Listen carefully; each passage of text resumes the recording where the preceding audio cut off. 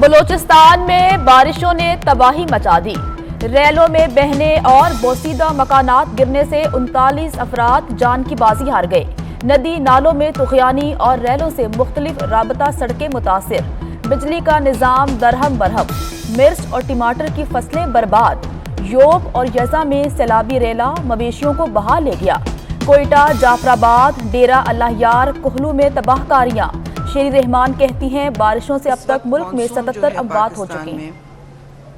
87% زیادہ ہے، 77 اموات ہوئی ہیں، اور یہ پیریڈ ہے جون 14 جون سے لے کے اب تک۔ 14 جون سے لے کے اب تک مانسون کی کیجولٹیز 77 ہوئی ہیں، اور بلوچستان میں سب سے زیادہ اموات ہوئی ہیں۔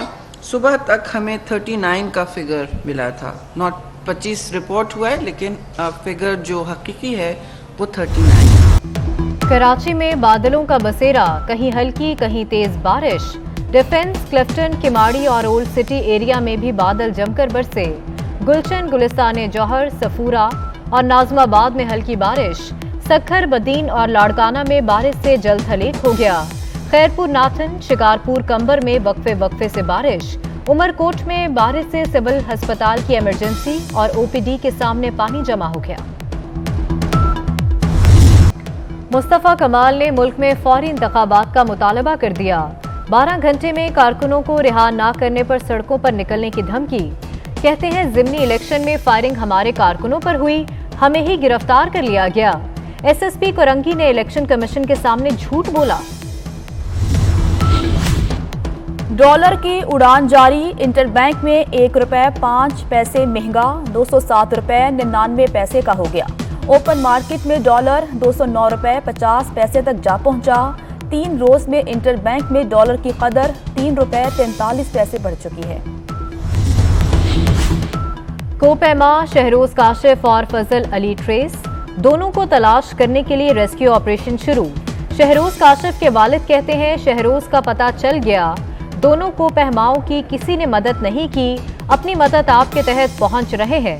ڈپٹی کمشنر دیامر کا base camp police tour company سے رابطہ، دونوں کو پہما کیمپ 3 سے نیچے کی طرف آ رہے ہیں، ڈپٹی کمشنر کو بریفنگ۔ امریکہ کی جانب سے 4 موبائل لیبارٹریز پاکستان کے حوالے۔ چاروں موبائل لیبارٹری سے کسی بھی وبا کی تشخیص ممکن ہو سکے گی۔ امریکی سفیر ڈونلڈ بلوم کا کورونا کی وبا پر قابو پانے کے لیے وزارت صحت اور NIH کو خراج تحسین۔ امریکہ 60 سال سے پاکستان کے ساتھ صحت کے امور پر کام کر رہا ہے۔ عمران خان کی 15 مقدمات میں عبوری ضمانت میں 18 جولائی تک توسیع۔ پاکستان تحریک انصاف لانگ مارچ کے دوران املاک کو نقصان پہنچانے کے کیس میں عمران خان کی حاضری سے استثناء کی درخواست منظور۔ کیس کی سماعت 18 جولائی تک ملتوی۔ فرح گوگی کے خلاف کرپشن کی تحقیقات، securities and exchange commission of Pakistan سے ریکارڈ طلب۔ اینٹی کرپشن نے مراسلہ بھجوا دیا۔ فرح گوگی کی کنسٹرکشن کمپنی غوثیہ بلڈرز، ہاؤسنگ سوسائٹی جی منگولیا کا ریکارڈ طلب۔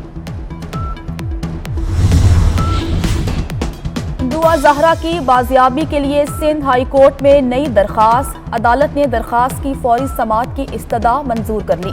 جسٹس محمد اقبال کلہوڑو کی سربراہی میں 2 رکنی بینچ درخواست پر سماعت کرے گا۔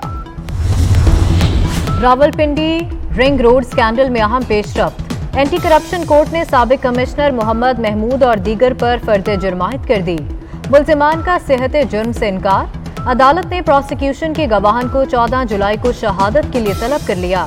ملزمان پر راولپنڈی رنگ روڈ پروجیکٹ میں 2 ارب سے زائد کرپشن کا الزام ہے۔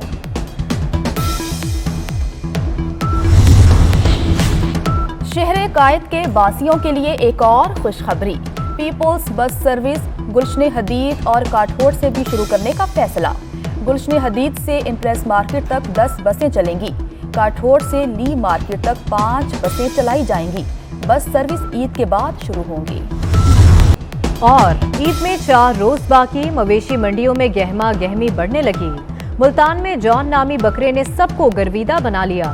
گجرانوالہ کا بازیگر سب پر بازی لے گیا۔ 327 کلو گرام بازیگر نامی بکرا سب کی توجہ کا مرکز۔